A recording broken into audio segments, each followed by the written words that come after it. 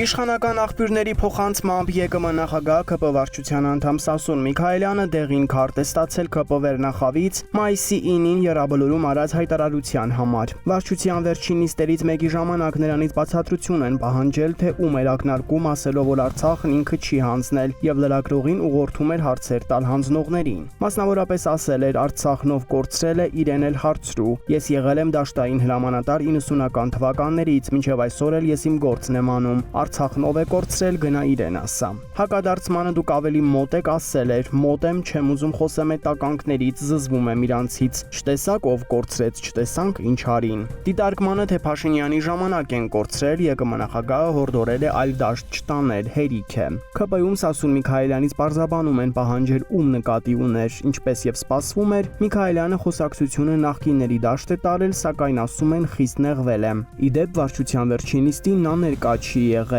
Մենք գրել էինք, որ ՔՊ-ում խոշորացույցով հետևում են մեկը մյուսին, իրար դեմ գործ տալիս, բոճկա գլորում, հույս ունենալով, որ մյուսներին փչացնելով իրենց տեղը կլայնացնեն։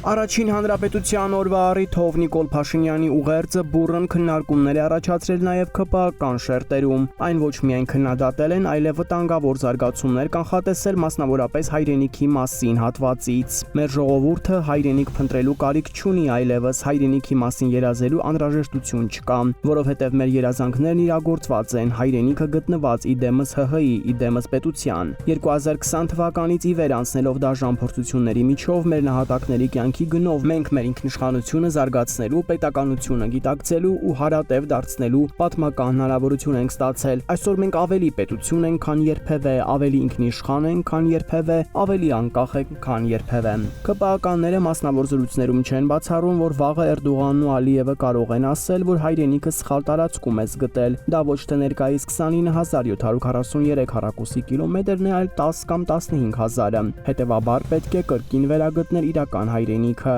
եւ կկրկնվի եկեք պայմանավորվենք, որ ինչ էլ լինի մեզ պարտված չենք ճանաչի պատմությունը։